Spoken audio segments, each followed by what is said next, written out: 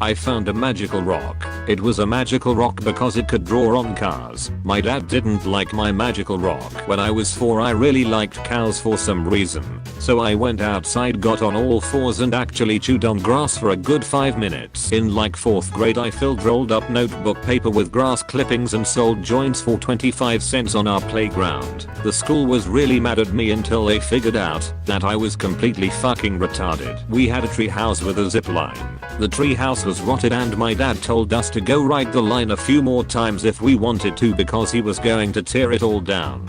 I let my brother have the last ride, then cut the rope when he was halfway down. I thought it was hilarious, him not so much. Dad even less amused. There was a bushfire near my house, so there were eagles circling the area in the sky. I laid out on the trampoline for an hour naked with ham on my body to try to attract and catch an eagle. When I was in the throes of puberty I fucked my couch on the regular. No really. I fucked my couch. I shoved my dick between the cushions. I used to eat fire ants from my garden. They tasted spicy and crunchy. The ants feared me. You know how in cartoons a character would always step on a rake and it would hit them in the head? I wanted to know if that would actually work and I figured the only way I could prove it beyond a reasonable doubt was to try it. It did. Then I had to go to my cousin's graduation ceremony with a big ass color changing bruise right on my forehead. Got my first tattoo at 15 years young from a guy I found on Craigslist that said pussy is pussy on my shoulder, which then turned into about 10 painful laser treatments after my mother finding out about a month later. I wanted to impress my parents on how well I could cut along a line, so I took some of their money out, cut out the president's pictures perfectly. I threw a stick between my brother's bike spokes when he was going pretty fast,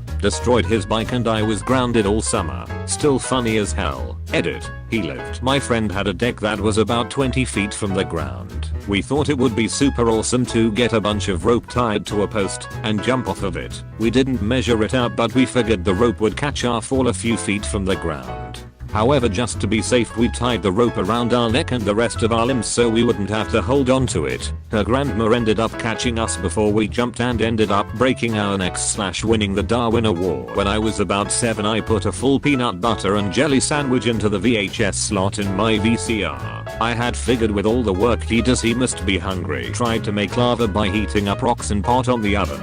Somehow figured out that adults don't need to breathe. Held my breath till I passed out several times.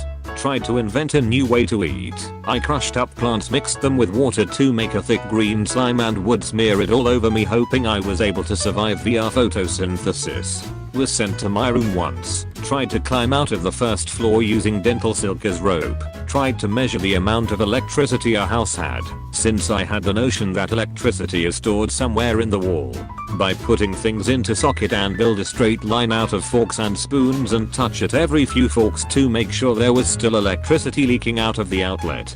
I'm a mathematician now, so I guess everything went okay-ish. When I was like 11 I wanted to get out of school the next day, so on the way home from a Super Bowl party with my mom I started acting like my stomach hurt. She said she'd give me something at home for my stomach ache.